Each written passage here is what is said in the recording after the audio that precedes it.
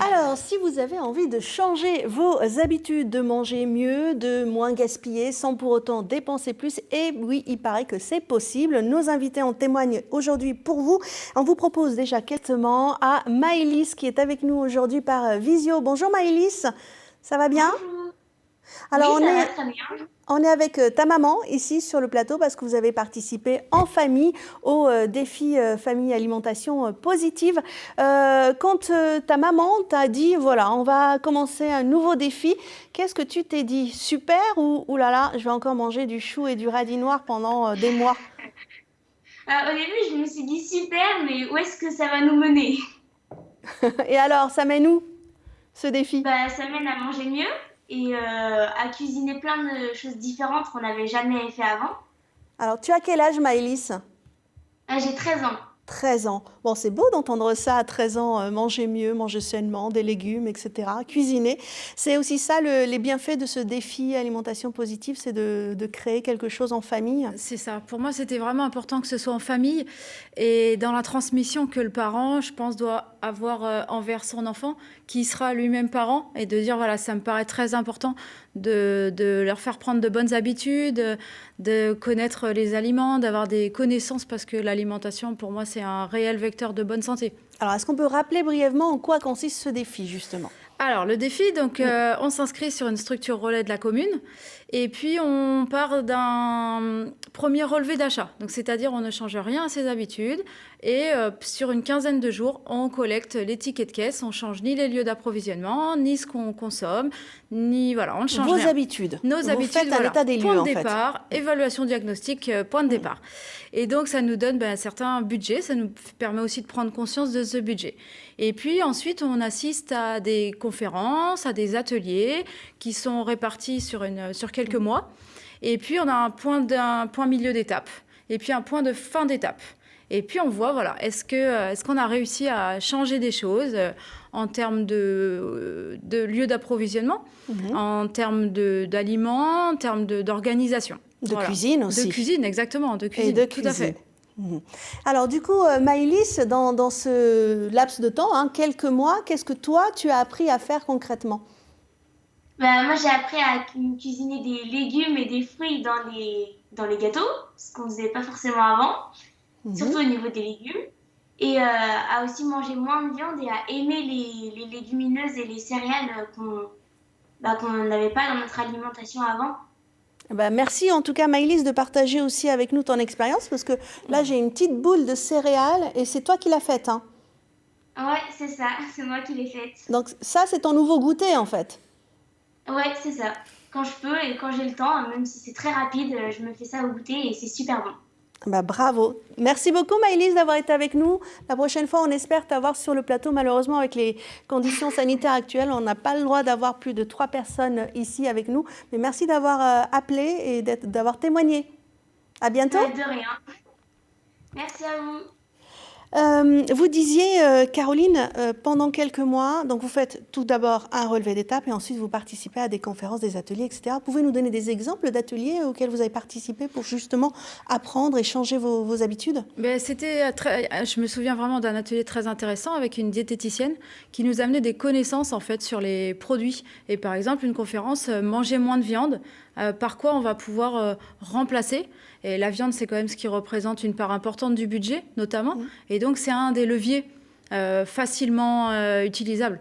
En réduisant un petit peu le budget viande, ça nous permet, Maëlys parlait des légumineuses, mais ça nous permet de faire des dalles de lentilles, par exemple, des choses comme ça que j'ai découvert, très parfumées, très épicées. Et pour moi, c'était important d'avoir cette connaissance de, effectivement, il y a autant de protéines dans une portion de lentilles que dans une part de steak. Et voilà, des choses par exemple comme ça. On a fait aussi des ateliers de cuisine parents-enfants.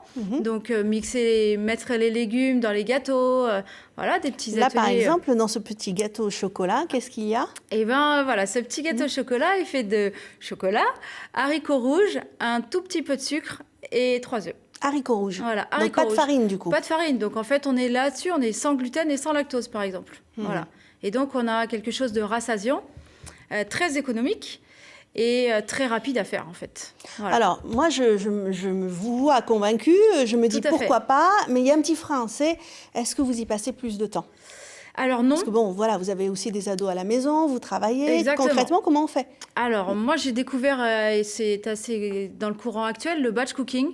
Et ça a vraiment changé ma façon Alors, de faire. expliquez-nous ce que c'est le batch Donc, cooking. le batch cooking, le principe, c'est de dire je fais les courses fin de semaine, samedi, vendredi, samedi, et le dimanche, je passe 2-3 heures, il y a des tas de livres sur ce domaine, à cuisiner mes repas pour toute la semaine. Donc, le principe, c'est de dire je vais couper, cuisiner les légumes, les féculents, les légumineuses, et puis sur les quelques minutes chaque soir, il va me rester à faire juste l'assemblage ou l'assaisonnement. Et donc, pour moi, c'est beaucoup plus de sérénité à la fin de la journée de travail, justement, de dire, bah voilà, je prends les lentilles qui sont cuites, je rajoute le légume qui va bien, la sauce qu'on avait déjà préparée. Et voilà. En fait, c'est l'organisation. Tout à fait. C'est l'organisation qui fait la différence. Au lieu de se mettre à cuisiner pour une recette, et ben là, voilà, on se met à peler 10 carottes. Il y en a 4 qui vont servir pour une recette, 3 pour une autre. Et plutôt que de le faire tous les soirs et d'être dans l'urgence, là au moins c'est préparé. Voilà. Bon, très bien. On est avec Steven Kergoat de Nantes Métropole qui est en visio avec nous. Il est chargé du défi citoyen alimentation positive justement. Donc vous organisez finalement les cérémonies de lancement, on peut dire, de ce défi. Là on sent que Caroline est convaincue, elle mange plus sainement, mieux organisée, elle dépense moins. C'est le bilan, le constat global que font les familles qui participent à ce défi? Oui, bonjour à tous. Oui, en effet, c'est une des réussites du défi, c'est qu'en effet, et c'est l'objectif qu'on a de ce défi, en effet, c'est de manger plus sainement, de saison, locale, de préférence, et à budget constant. Et en effet, les familles nous font un retour très positif de ces défis-là, qui leur permettent d'enclencher une forme de transition dans leur façon de s'alimenter et de consommer les aliments. En fait, vous, l'idée, c'est de fédérer finalement toutes ces familles et puis ensuite, vous trouvez des structures relais un petit peu dans tous les quartiers pour que les familles puissent, à côté de chez elles, suivre les conférences et les ateliers, c'est ça? Oui, c'est ça. En fait, on travaille avec un prestataire qui est le groupement d'agriculteurs biologiques qui est du 44, qui est en charge de l'animation. Mais le plus gros du travail se fait en effet dans les structures relais, dans les villes et les quartiers de Nantes et de sa métropole. Donc c'est soit des centres socioculturels, des maisons pour tous, des CCAS aussi. Et c'est là que ça se passe en fait, le défi avec les familles. Ils organisent en effet des événements, des animations autour de thèmes différents. Et notre prestataire, le GAP 44, leur apporte des outils ou des contacts pour aller plus loin dans le défi. Alors je précise, c'est bien évidemment une inscription gratuite à ce défi. Tout à fait, oui, c'est gratuit, volontaire. Pareil, on ne force personne, c'est à chacun et on prend les gens là où ils sont dans leur façon de consommer et de manger, en fait. Des gens qui sont à la fois avancés, des fois sur la transition déjà, mais des gens aussi qui souhaitent juste être d'abord sensibilisés, qui finalement se prennent au jeu. Voilà, on peut partir de zéro, même si on n'est pas cuisinier, on a juste envie de se dire tiens, je vais faire peut-être un petit peu mieux, c'est possible. Même un étudiant, une personne âgée, vous prenez tout le monde. On prend tout le monde, tout à fait. Et l'idée, justement, c'est d'avoir des gens qui soient à différents niveaux pour justement se sensibiliser les uns les autres. Donner les bonnes adresses, les trucs et astuces pour mieux cuisiner ou ce genre de choses. Donc, on part vraiment de là où on est et vous venez avec ce que vous savez et ce que vous ne savez pas. Voilà, alors pour cette saison, c'est lancé, les inscriptions sont ouvertes. On s'inscrit sur le site de la métropole, tout simplement pour participer à ce défi alimentation positive. Il y en a d'autres qui existent, défi énergie positive et aussi défi zéro déchet. À vous de choisir maintenant le défi que vous souhaitez. Merci beaucoup d'avoir été avec nous. À très bientôt. Merci bien, bonne journée. Bon ben Caroline, vous êtes une pro du défi, vous participeriez à un autre également? Alors j'ai déjà participé au défi énergie, d'accord, qui était super chouette aussi. Et dans l'idée de ce défi alimentation positive, c'est vrai qu'on va un petit peu vers le zéro déchet, parce qu'en fait on se dirige vers les magasins bio souvent et vers le vrac. Donc en fait, et l'anti-gaspi. Et de l'anti-gaspi, voilà. Il y a quelque chose de lié dans ces trois défis, je trouve. Voilà, c'était vraiment très intéressant. Je conseille à toutes les familles d'aller y faire un tour. La proximité qui était énoncée là est vraiment, vraiment chouette. C'est à côté de chez soi. Merci beaucoup d'avoir accepté de témoigner. On va goûter les petits gâteaux que vous avez amenés. En attendant, on va aller retrouver Xenia.